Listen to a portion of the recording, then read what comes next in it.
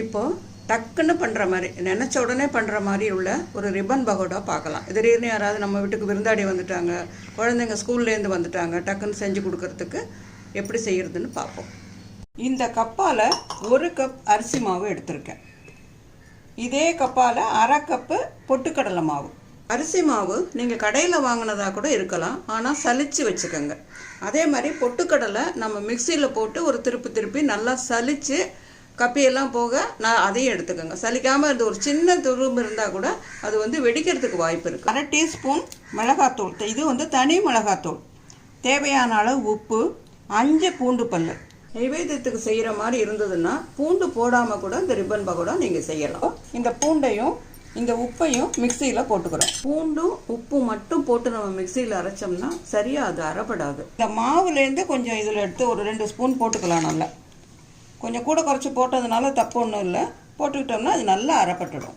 பூண்டு போட்டதே தெரியாமல் நல்லா அரைப்பட்டுருக்கு பாருங்கள். ஒரு சின்ன பீஸ் கூட இதில் இருக்காது உங்களுக்கு. இதை இப்போ இதோட சேர்த்துடலாம். நம்ம இதில் 3 டேபிள் ஸ்பூன் அளவுக்கு எண்ணெயை காய வச்சு, இதை பாருங்கள், இது ஊற்றும் போதே அப்படியே பொரியிற மாதிரி வருது பாருங்கள். அந்த அளவுக்கு எண்ணெயை சூடு பண்ணிவிட்டு இதில் ஊற்றணும். ஊற்றி கலந்துக்கிட்டால் நல்லா கரகரப்பாக இருக்கும். எண்ணெய்க்கு பதில் 1 டீஸ்பூன் வெண்ணெய் கூட நீங்கள் இதில் சேர்த்துக்கலாம். இந்த காய்ச்சி ஊற்றுனோம்ல இதில் எண்ணெய், அது எல்லா மாவுலையும் படுற மாதிரி இந்த முதல்ல தண்ணி ஊற்றுறதுக்கு முதல்ல இந்த மாவை பெசரிக்கணும். எண்ணெய் எல்லா மாவோடையும் சேர்ந்தாதான் எல்லா இதுவும் கரகரப்பாக வரும். இல்லாட்டி அந்த எண்ணெய் சேர்ந்த இடம் கரகரப்பாக இருக்கும், எண்ணெய் சேராத மாவு ஹார்டாக இருக்கும். தண்ணி சேர்த்து பிசைய போகிறோம்.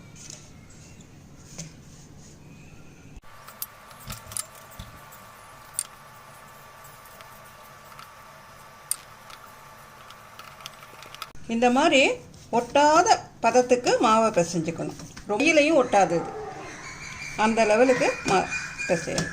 இந்த ரிப்பன் பகோடா அச்சை முறுக்கு நாழியில் போட்டு ரெடி பண்ணி வச்சுக்கணும். மாவை இதுக்குள்ளே போடுறோம். ஒரு சின்ன பீஸ் மாவை எடுத்து இதில் போட்டால் எண்ணெய் காஞ்சதுன்னா உடனே மேலே வரும். இதை வருங்க, மேலே வருது. இப்போ நம்ம புழிய ஆரம்பிக்கலாம். தீயை நல்லா ஹையில் வச்சுக்கணும். இதை ஒரு கிளறி விடுங்க. இப்போ சலசலப்பு கம்ப்ளீட்டாக அடங்கிட்டுது. இப்போ நம்ம எடுக்க போகிறோம். மாதிரி எல்லா மாவையும் புழிஞ்சு எடுக்க வேண்டியதுதான். 5 நிமிஷம் மாவு பிசைய 10 நிமிஷம் அதை புழிஞ்சு எடுக்கிறதுக்கு 15 நிமிஷத்தில் அது ரெடி ஆகிடும். ரிப்பன் பகோடா தயார். எடுத்த 1/2 கப் மாவுக்கு இந்த அளவுக்கு நாடாச்சு வந்திருக்கு. இதை சீவல்னு சொல்லுவாங்க, ரிப்பன் பகோடான்னு சொல்லுவாங்க. இதை அவசியம் ட்ரை செய்து பாருங்கள். இந்த வீடியோ பிடிச்சிருந்ததுன்னா லைக் பண்ணுங்கள், உங்கள் ஃப்ரெண்ட்ஸோட ஷேர் பண்ணுங்கள், நம்ம சேனலுக்கு சப்ஸ்கிரைப் பண்ணுங்கள். நன்றி, வணக்கம்.